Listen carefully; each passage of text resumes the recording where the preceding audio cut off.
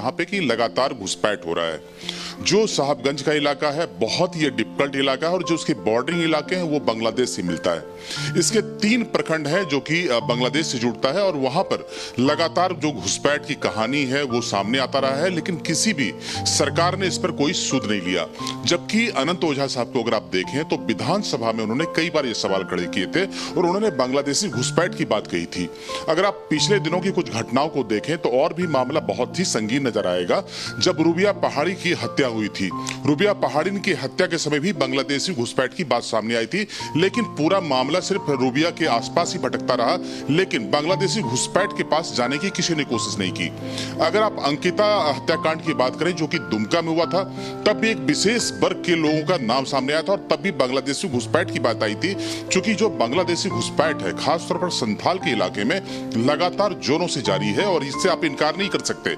देखिए, अगर दुमका, गोड्डा, पाकुड़ और साहबगंज की बात करें तो ये जो 4 इलाके हैं, 4 इलाके में अगर पिछले 15 साल की अगर पूरे भौगोलिक बनावट को देखें, इसके डेमोग्राफी को देखें तो लगातार यहाँ पर जो डेमोग्राफी है वो चेंज होता जा रहा है और जो संख्या, जो जनसंख्या उसमें लगातार बढ़ोतरी है। लेकिन पुलिस और प्रशासन की तरफ से कभी भी इसको लेकर संजीदगी से कोई रिपोर्ट नहीं दिया गया, जबकि वहां के स्थानीय विधायकों ने इसको लेकर सवाल खड़े किए।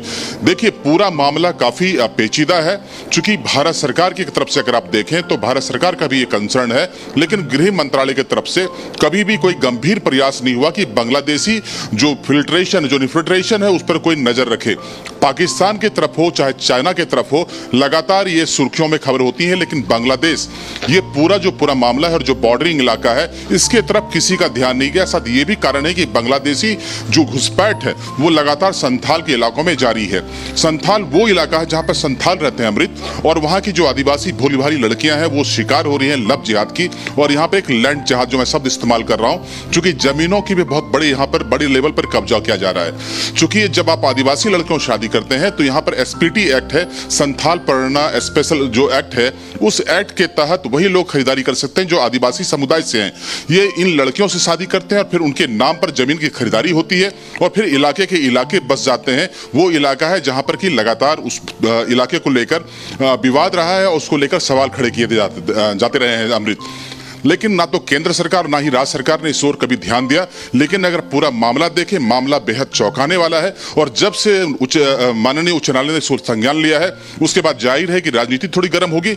लेकिन इससे ज्यादा उठकर यह देखना होगा कि देश हित में अगर वहां पे किसी भी तरह का कोई घुसपैठ है तो जाहिर है कि सरकार को चिंतन करना होगा, चाहे वो भारत सरकार हो चाहे वो राज्य सरकार हो।